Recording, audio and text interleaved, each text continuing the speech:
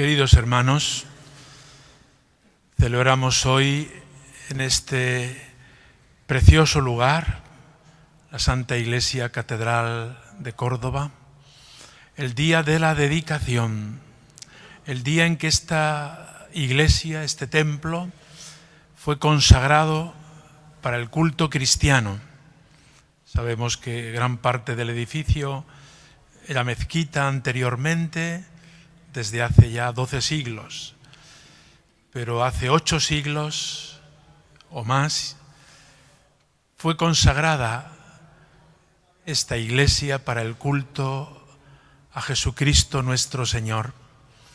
Y hace 5 siglos fue construida esta parte central, esta gran y altísima cúpula y este crucero que acoge a Jesucristo, que viene al altar y nos cobija en el misterio de la Iglesia.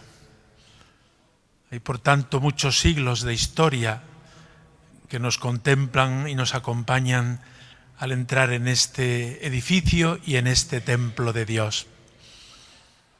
Y hay un día datado históricamente en el que fue consagrada esta iglesia como catedral, un 18 de mayo. Año tras año celebramos la solemnidad de la dedicación de la Santa Iglesia Catedral. No celebramos el conjunto de unas piedras, por muy preciosas que sean, sino que celebramos el conjunto de una comunidad. La dedicación de la Iglesia Catedral es la celebración de la Iglesia, comunidad cristiana, esposa de Cristo, a quien su esposo Jesucristo ha engalanado con el don del Espíritu Santo y con todos los carismas y gracias con los que va creciendo a lo largo de la historia. Celebrar, por tanto, la dedicación de la Iglesia Catedral es sentir la alegría de pertenecer a la Iglesia. Ella prolonga, como esposa de Cristo y como Madre nuestra, en el tiempo, su cercanía, la de Dios a los hombres. La palabra de Dios que hemos escuchado nos habla de ese interés que Dios tiene por llegar, acercarse, entrar en nuestras vidas. Cuando nosotros descubrimos esa realidad, nos quedamos asombrados. Pero cómo Dios ha querido entrar, a veces por las rendijas que le hemos abierto, otras veces por las ventanas o por las puertas abiertas de par en par.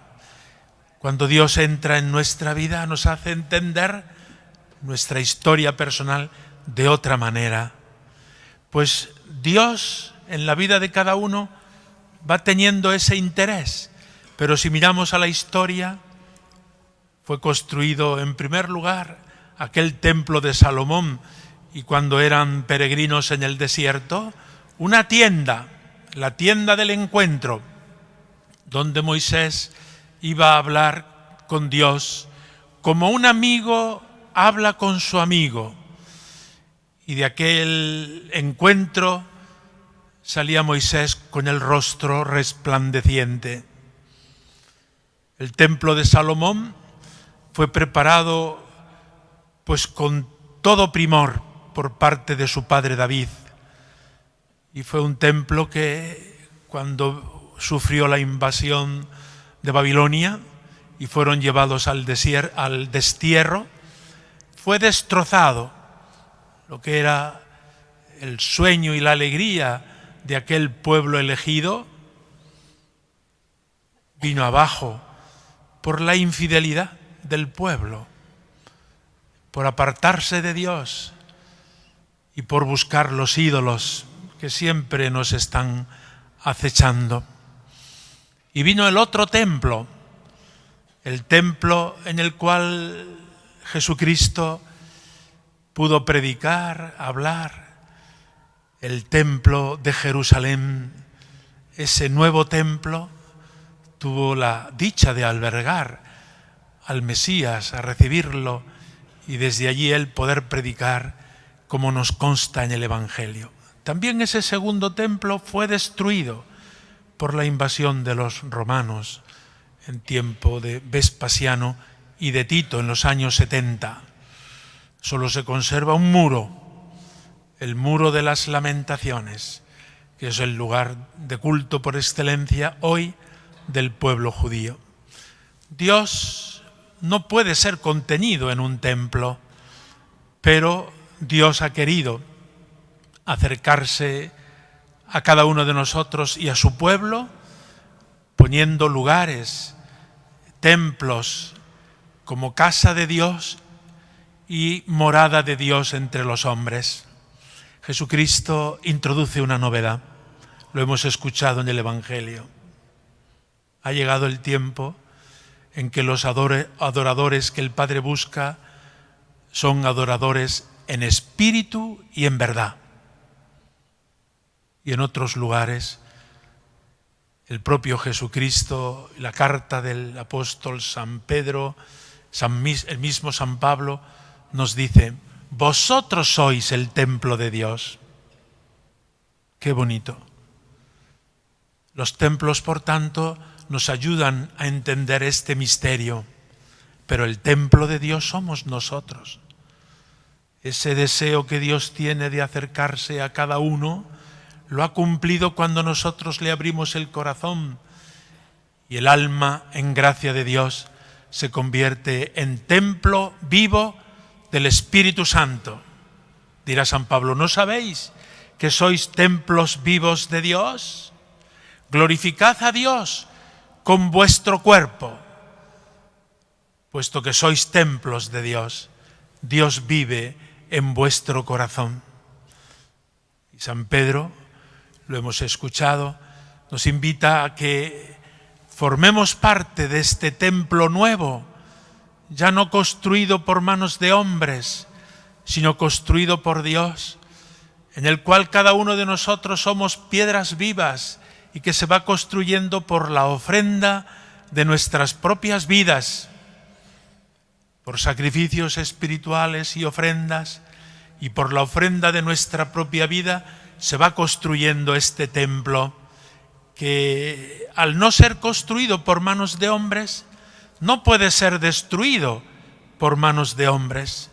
Dios ha puesto definitivamente su morada en nuestro corazón.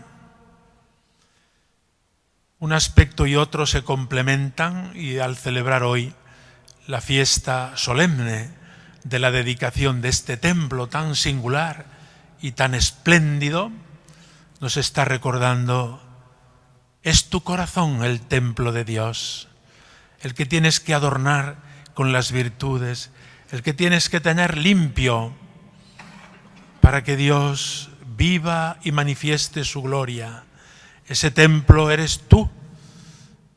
Y al venir Dios a tu corazón, tu vida entera tiene que ser una manifestación de la gloria de Dios en las buenas obras de caridad, de misericordia, en el amor fraterno, tal como Jesucristo nos ha mandado. Pues bien, en este templo material, cuya fiesta hoy celebramos, y en este templo espiritual, que somos la comunidad aquí reunida, celebramos este acontecimiento del rito de admisión y del ministerio de lector y de acólito de estos jóvenes que han sido llamados por su nombre. En cada uno de estos pasos que vais dando, queridos seminaristas, se oye vuestro nombre y apellidos. No es solo una lista escrita por el rector, o el canciller o el obispo. No, en esa llamada descubrid la llamada de Dios que resuena en este templo y en esta asamblea. Dios te llama por tu nombre y tú has respondido: aquí estoy, presente, soy yo. Y esta disponibilidad va acercándote progresivamente a la llamada que un día también la Iglesia Dios mediante, te dirigirá por tu nombre y apellidos para ser ordenado diácono. Y tenemos 2 diáconos que ayudan en la celebración eucarística, o presbítero, u obispo. También un día me llamaron por mi nombre y apellidos. Y hay que descubrir en esa llamada no solo las mediaciones humanas. Dios se sirve de vuestros padres, vuestros catequistas, vuestros sacerdotes, párrocos, amigos. Se sirve del seminario, de vuestros formadores, de vuestros profesores, pero en el fondo es Dios el que conduce vuestra historia y vuestra vida. Seguiréis, por tanto, escuchando vuestra voz, vuestro nombre, la voz de Dios, y responded como habéis hecho esta tarde.